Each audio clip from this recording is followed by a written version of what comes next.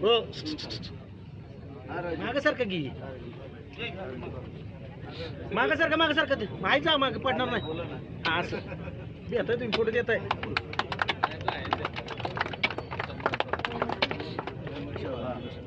की वर आहे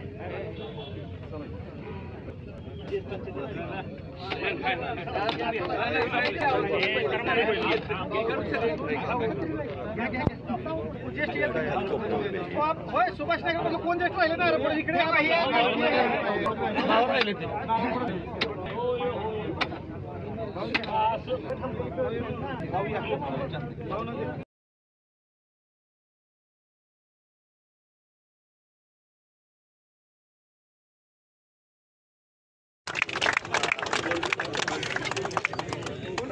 पुढे जातात स्वप्नातला शहराच्या स्वप्नातला तर आहे पण तालुक्याच्या स्वप्नातला हा दिवस आहे फार मोठा दिवस आहे आज महाराष्ट्रातलं सगळ्यात मोठं आज कोरेगावमध्ये उभं आहे याची मान्य झाली असून 50 कोटीचं सुमारे हे संकुल आहे या संकुलामध्ये इंडोर स्विमिंग पूल आहे इंडोर जिम आहे 15 पकडी तुमच्या मॅट 15 पकडीच्या खेळ एवढी तालीम आहे आणि सगळ्यात महत्त्वाचं स्विमिंग पूल आहे तो आंतरराष्ट्रीय दर्जाचा आहे ऑलिम्पिक लेवलचं जिम्नॅ सेंटर आहे महिलांसाठी सुविधा पुरुषांसाठी वेगळी सुविधा आहे आणि बरोबर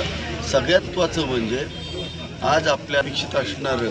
जे नाट्यगृह आहे ते नाटक आज या ठिकाणी आपण मानतोय की त्याच्या खालच्या बाजूला साधारण 300 मुलं 250 ते 300 मुलं बसतील असं ऑलिम्पिक लेवलचं भारतातली सगळ्यात पहिली एवढी सुंदर डिजिटल लायब्ररी पण या ठिकाणी त्याच्यामध्ये युक्त पण या ठिकाणी घेणार आहे त्याचबरोबर या ठिकाणी 300 मुलं आणि 300 मुले राहतील मोठं यांनी होतं आहे हे सगळं राहणं हे केलं जाणार त्याचबरोबर एक मोठं ठिकाणी आपलं व्यापारी सुरू आहे आणि जवळ बरोबर 1 किलोमीटर करायचं 1 किलोमीटर अंतरती इथून 100 कोटीचं जे आपल्या स्वप्नातलं करणारं स्टेडियम आपण बांध आणि शुभारंभ लवकर करतोय आज या पासाठीचे 1 कोटी रुपये आज आपल्या ताब्यात आणि 100 कोटीचं जे स्टेडियम त्या 30 कोटी रुपये आपल्याला प्राप्त झालेलं आहे हे गोळेवाडी हद्दीतले स्टेडियम साधारण 10 एकरामध्ये याला उशीर झाला हे संकुल चालू करायला अडचणी आज वाढदिवस आहे त्यामुळे मी कुणावरती बोलणार नाही पण प्रत्येक गोष्टी अडचणी निर्माण करण्याचा सातत्यानं प्रयत्न केला जातो पण त्याच्यावरती मात देऊन या ठिकाणी आपले सगळे लोकप्रतिनिधी इथल्या नगराध्यक्ष उपनगराध्यक्ष सगळे पार्टीचे प्रमुख हे प्रामाणिकपणे काम करत आहेत पण माझी इथल्या सगळ्यांना विनंती आहे की हे सगळं काम करत असताना आपण थोडंसं सहन करण्याची गरज आहे आज संभाजीनगरचा रस्ता माघारी जाण वेळ आलेली आहे 2 दिवसामध्ये जर काम नाही चालू झालं तर संभाजीनगरचं कॉन्क्रिटीकरण सुमारे किती कोटीचं आहे 4 का 5 कोटीचं आहे 5 कोटी 6 कोटी रुपयाचं कॉन्क्रिटीकरण हे माघारी वर्ग होणार आहे 2 दिवसाची मुदत आहे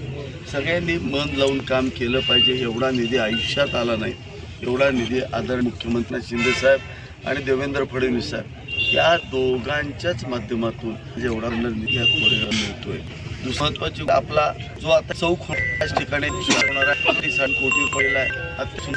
आणि 50 लाखाचं या ठिकाणी त्यामध्ये मंदिर आम्ही होतं त्यांना इथलं म्हणजे जेवढं देण्याचं प्रामाणिक न कर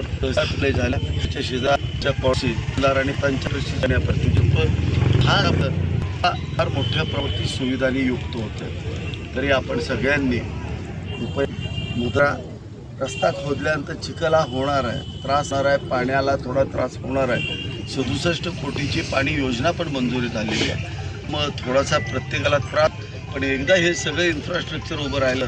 100 वर्ष तुम्हाला काही पाया पडायला लागणार नाही एवढं सुंदर कोरेगाव आपल्याला स्थित करायचं आहे आपण सगळ्यांनी